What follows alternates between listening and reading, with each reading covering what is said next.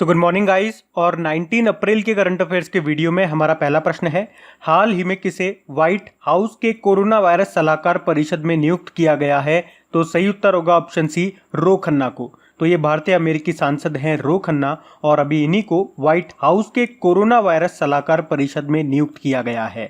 तो इनका नाम आपको याद रखना है, रो खन्ना नाम है। बाकी ये अपॉइंटमेंट भी अभी हमने देखे थे, जैसे कि अजय महाजन अभी केयर रेटिंग के एमडी सीईओ बने, विनीत अरोड़ा की बात करेंगे, पेटीएम जनरल इंश्योरेंस के एमडी सीईओ बने हैं, और सीमा वर्मा, ये भी नाम इंपॉर्टेंट है क्योंकि अमेरिका की कोरोना वायरस टास्क फोर्स में इनको शामिल किया गया था। तो ये नाम आपको याद रखने हैं। बढ़ते आगे। फिर है, हाल ही में जारी एक रिपोर्ट के अनुसार डिजिटल कामकाज को लेकर सबसे अनुकूल देश कौन सा रहा? तो सही उत्तर होगा ऑप्शन है भारत। तो अभी Gartner 2019 digital work place developer ने एक रिपोर्ट जारी की है, और इस रिपोर्ट के अनुसार भारत विश्व का सबसे डिजिटल कुशल देश रहा है। मतलब इसका मतलब ये हो गया कि ज्यादातर भारतीय कर्मचारी डिजिटल क्षेत्र में नई टेक्नोलॉजीज को सीखने के लिए उत्साहित हैं, एक्साइटेड हैं। और इस सर्वे में भारत के 67% डिजिटल वर्कर्स का मानना है कि मशीन लर्निंग, आर्टिफिशियल इंटेलिजेंस और इंटरनेट ऑफ थिंग्स जैसी उभरती हुई टेक्नोलॉजी से कार्यस्थलों पर दक्षता बढ़ती है। तो फर्स्ट नंबर पे भारत है, सेकंड नंबर पे है ब्रिटेन, और थर्ड नंबर पे है अमेरिका। अच्छा, कल भी मैंने आप लोगों को एक क्वेश्चन करवाया था जिसमें एक रिपोर्ट आई थी, और हमने उसमें पढ़ा था कि एशिया का नंबर 1 स्पोर्ट्स टेक देश बना था कौन सा? भारत। और याद रखना, अभी कुछ समय पहले G20 ऊर्जा मंत्रियों की जो बैठक हुई थी उसमें भारत को ऊर्जा की खपत का प्रमुख केंद्र घोषित किया गया था। और अभी भारत और क्यों न्यूज में था? हाँ, इसीलिए भी कि इस साल के एंड में भारत एशियन बॉक्सिंग चैंपियनशिप को होस्ट करेगा। उसके अलावा इस साल जो FIFA under 17 women's world cup Bharat में होने वाले थे वो रद्द कर दिए गए कोरोना वायरस के कारण। और अभी हमने पढ़ा भी था कि भारत हाइड्रोक्सी क्लोरोक्वीन जो दवा है उसका सबसे बड़ा उत्पादक यानी कि प्रोड्यूसर और निर्यातक यानी कि एक्सपोर्टर देश बना था। तो ये कुछ पॉइंट्स याद रखना भारत से रिलेटेड। बढ़ते आगे। फिर है, हाल ही में बीएसएल ने किस बैंक के साथ मिलकर पेमेंट प्लेटफॉर्म लॉन्च किया है? तो सही उत्तर होगा ऑप्शन बी, एसबीआई के साथ। तो अभी बीएसएल ने एसबीआई के साथ digital payment platform Bharat Insta पे नाम से लॉन्च किया है। अब इससे क्या होगा?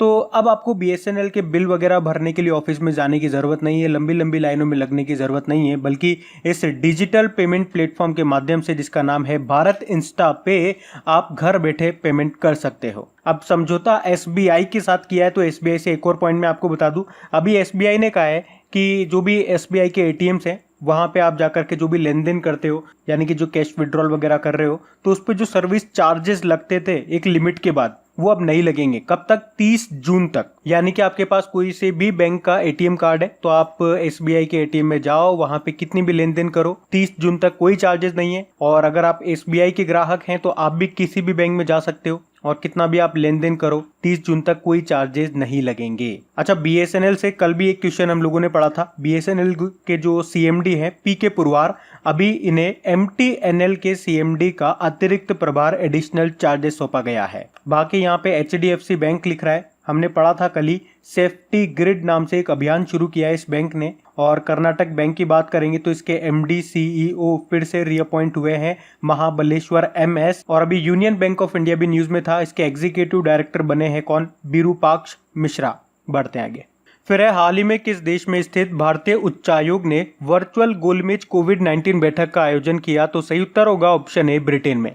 तो अभी ब्रिटेन में स्थित भारतीय उच्चायोग ने कोविड-19 issues, challenges and way forward यानी कि चुनौतियों पर आगे का रास्ता तैयार करने के विषय पर एक वर्चुअल गोलमेज कोविड-19 बैठक का आयोजन किया है। अब किया है ये ब्रिटेन में, तो ये रहा मैप में ब्रिटेन, कैपिटल है लंदन, करेंसी है पौंड स्टर्लिंग और प्रधानमंत्री हैं बोरिस जॉनसन। और अभी आपको याद भी होगा बोरिस जॉनसन को कोरोना पॉजिटिव भी पाए गए थे, और ब्रिटेन के जो प्रिंस चार्ल्स हैं वो भी कोरोना पॉजिटिव पाए गए थे। कुछ अपॉइंटमेंट्स मैं आपको बता दूं, एक तो फिलिप बार्टन का नाम याद रखो, भारत में ब्रिटेन के नए उच्चायुक्त यानी कि हाई कमिश्नर बने थे। और ऋषि सुनक की बात करेंगे, ब्रिटेन में वित्त मंत्री बने, भारतीय मूल के हैं। और एक और नाम याद रखो आप, प्रीति पटेल का, ये वहाँ पे भारतीय मूल की गृह सचिव हैं। और ब्रिटेन अभी आपको याद होगा यूरोपियन यूनियन से अलग भी हो चुका है। और अभी हमने फरवरी में ब्रिटेन के साथ एक एक्सरसाइज भी किया था, अजय वॉरियर, जो कहाँ पे किया था? ब्रिटेन के सेलिसबरी मैदानी क्षेत्र में।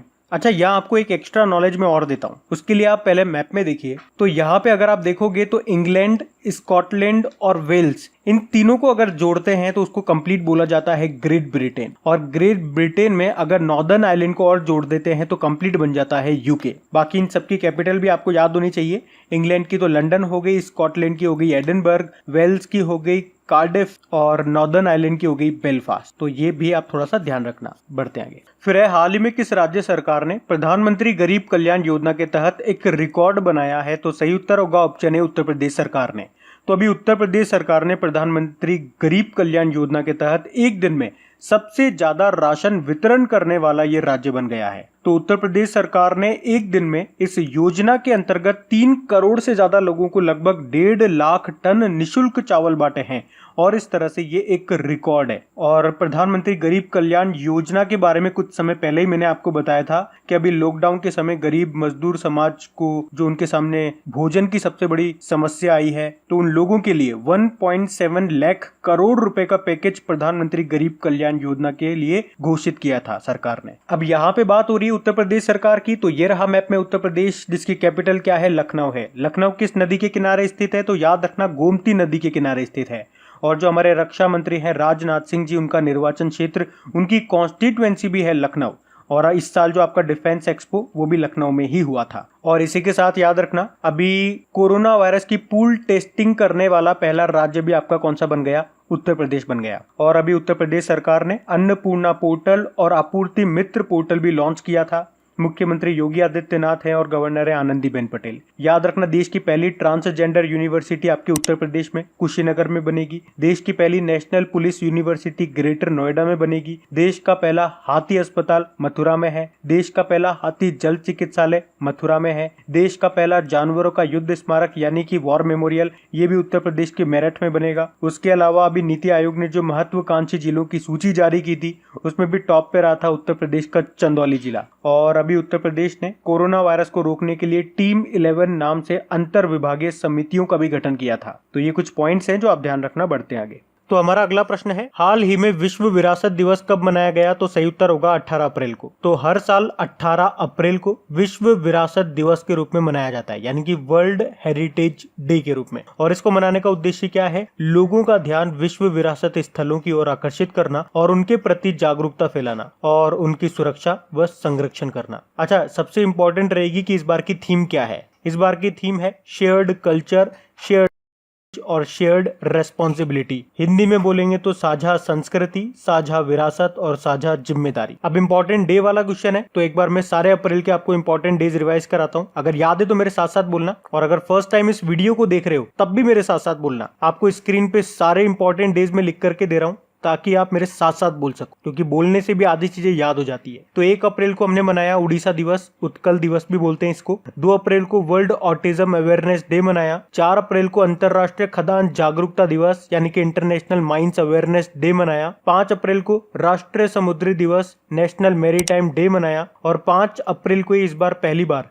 अंतरराष्ट्रीय अंतरात्मा दिवस यानी कि इंटरनेशनल डे ऑफ कॉन्साइंस मनाया। 6 अप्रैल को इंटरनेशनल स्पोर्ट्स डे मनाया। 7 अप्रैल को वर्ल्ड हेल्थ डे, विश्व स्वास्थ्य दिवस मनाया और इसकी थीम रही थी सपोर्ट नर्सेज एंड मिडवाइफ्स। फिर 10 अप्रैल को विश्व होम्योपैथी दिवस, जिसकी थीम थी enhancing the scope of homeopathy in public health. फिर 11 अप्रैल को राष्ट्रीय सुरक्षित मातृत्व दिवस, नेशनल सेफ मदरहुड डे मनाया। 12 अप्रैल को अंतरराष्ट्रीय मानव अंतरिक्ष दिवस, international day of human space flight मनाया। और फिर 14 अप्रैल को पहला विश्व चगास दिवस मनाया, यानी कि पहली बार मनाया था इसको अपन ने। और 14 अप्रैल को बाबा साहब भीमराव अम्बेडकर जी की 129वीं जयंती भी मनाई। और 15 अप्रैल को आपका हिमाचल प्रदेश का स्थापना दिवस के रूप में मनाया जाता है। और 17 अप्रैल को हमने मनाया था वर्ल्ड हीमोफीलिया डे के रूप में, जिसकी थीम थी गेट प्लस इन्वॉल्व। तो सारे इंपॉर्टेंट डेज अब तक हम ये मना चुके हैं, तो ये आपको याद रखने हैं। बढ़ते आगे। और गाइज, अगर वीडियोस आपको अच्छे लग रहे हैं, मेरी मेहनत अच्छी लग रही है और ये वाकई अगर आपके लिए हेल्पफुल है, तो प्लीज वीडियो को शेयर जरूर किया कीजिए। अगर इन वीडियोस से आपकी हेल्प होती है तो आप लोग मेरी हेल्प जरूर करें इन वीडियोस को लाइक और शेयर करके,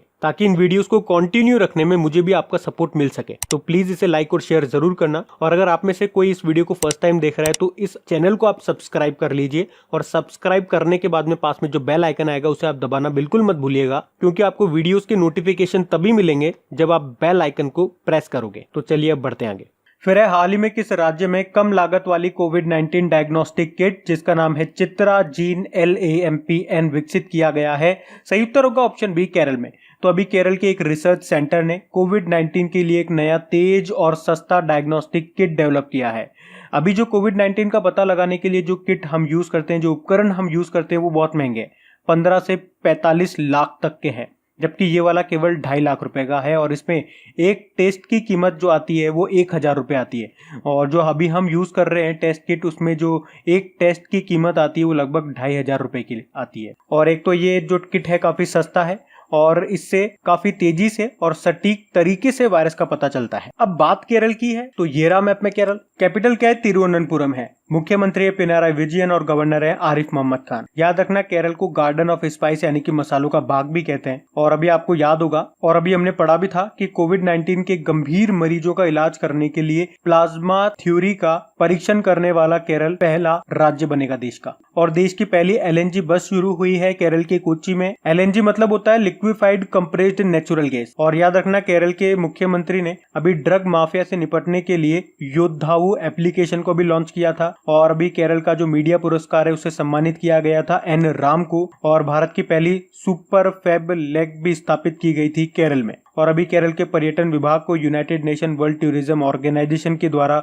ग्लोबल डेस्टिनेशन अवार्ड भी मिला था। और अभी कोरोना से लड़ने के लिए ब्रेक द चेन अभियान भी शुरू किया था केरल ने ही। इसके अलावा अभी केरल सरकार ने डिजिटल साक्षरता अभियान मैं भी डिजिटल हूँ को शुरू किया था। और अभी जियो फेंसिंग एप्लीकेशन का प्रयोग करने वाला पहला राज्य भी केरल ही बना था। अच्छा, केरल में एक मंदिर है, कौन सा? सबरीमाला मंदिर। अभी ये न्यूज में भी था क्योंकि इसके गहनों की सूची बनाने के लिए, उनका मूल्यांकन करने के लिए सुप्रीम कोर्ट ने CN रामचंद्रन को नियुक्त किया था। वैसे ये जो मंदिर है काफी बार स्टैटिक में पूछ लिया जाता है। एक तो ये मंदिर और एक तमिलनाडु का मीनाक्षी मंदिर। तो ये कुछ पॉइंट्स याद रखना, बढ़ते हैं आगे। फिर है हाल ही में जो हमारे कृषि मंत्री हैं उन्होंने किस मोबाइल एप्लीकेशन को लॉन्च किया है? तो सही उत्तर होगा ऑप्शन डी किसान रथ एप्लीकेशन को। अच्छा, हमारे केंद्रीय कृषि मंत्री कौन है? नरेंद्र सिंह तोमर है। और अभी उन्होंने ही किसान रथ नाम से एक मोबाइल एप्लीकेशन को लॉन्च किया है। और इसका उद्देश्य है कि लॉकडाउन के समय किसानों के जो खाद्य पदार्थ हैं, जो भी मतलब जो जल्दी खराब होने वाली वस्तुएं हैं, जैसे कि सब्जी हो गए, फल वगैरह हो गए, जो जल्दी खराब हो जाती हैं, उनके परिवहन के लिए, ताकि उन्हें खेतों से उठा करके गोदामों तक, मंडियों तक पहुंचाया जा सके, ताकि किसानों को भी आर्थिक नुकसान न हो और लोगों को भी ये चीजें मिल सके। तो इसी के लिए ये किसान रथ मोबाइल एप्लीकेशन लॉन्च किया है हमारे कृषि मंत्री ने। और इस एप्लीकेशन को बनाया है NIC ने, मतलब नेशनल इंफॉर्मेटिक्स सेंटर ने, राष्ट्रीय सूचना विज्ञान केंद्र ने। बढ़ते आगे।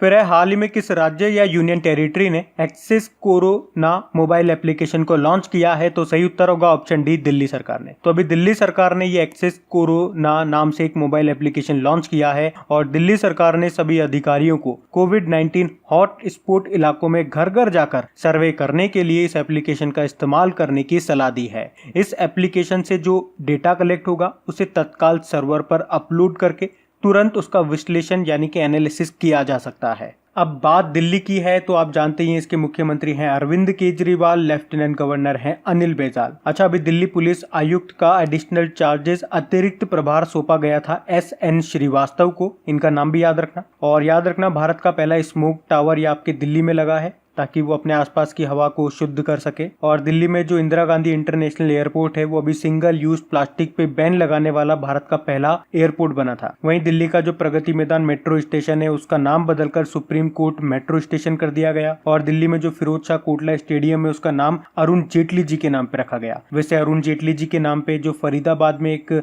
इंस्टीट्यूट है ना, national institute of financial management, उसका नाम भी इनके नाम पे रखा गया है। और अभी कुछ योजनाओं के बारे में आपको बताऊं तो अभी दिल्ली ने 5T योजना की घोषणा की थी। और अभी कोविड-19 के प्रसार को रोकने के लिए ऑपरेशन शील्ड भी दिल्ली सरकार ने शुरू किया था। और दिल्ली का आनंद विहार रेलवे स्टेशन का नाम भी याद रखो, यहाँ पे भारत की पहली स्क्वैट मशीन लगाई गई थी। मैंने स्क्वैट के बारे में आपको समझाया था, तो ये पॉइंट्स याद रखना। बढ़ते हैं आगे।